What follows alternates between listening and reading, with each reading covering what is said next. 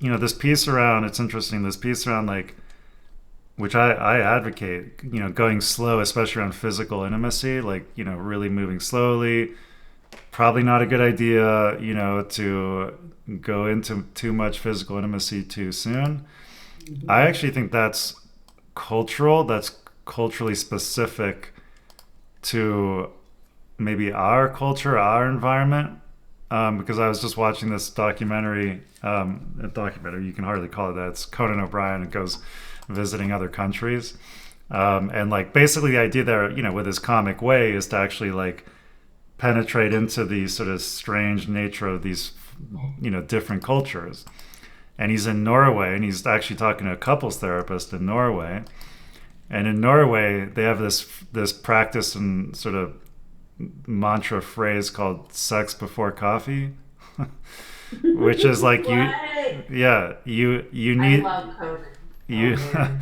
you should determine your sexual compatibility right away before you even do anything else, so that what's the point of actually building all of this, But like sexual compatibility can be built and created. That's to me, that's I bullshit. mean, totally, and I think they I just mean, flip to a it. certain extent, but They're like that's more of like the way you are built and are, and everything, the connection, the emotional bond, the da da da can all actually be built and cultivated, right? After you've Hmm. like satisfied the primary importance of physical sexual compatibility. It's a very Christian thing, I would say, right? To like wait as even up until marriage, right, to actually consummate the relationship sexually, and I can imagine, yeah, you spent whatever months, maybe even years, like courting and building relationships, da da da, and then you get to the finally the point where you actually like,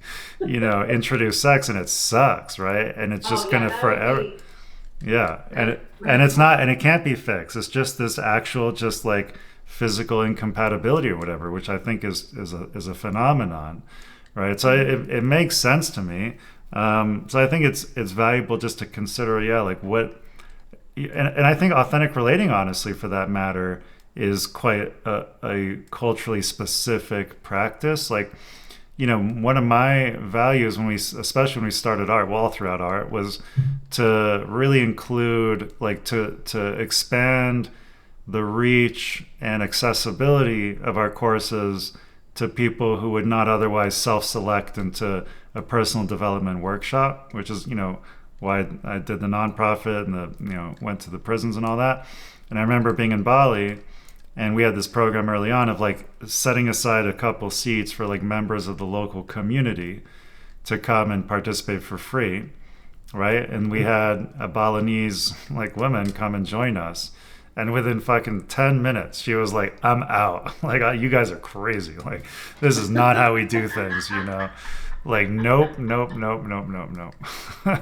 And that was super enlightening, right? It's like, oh, okay, yeah, this whole idea of like sharing yourself and revealing yourself and like these emotions and leading with your feelings, like, that is a very distinct kind of language of human connection.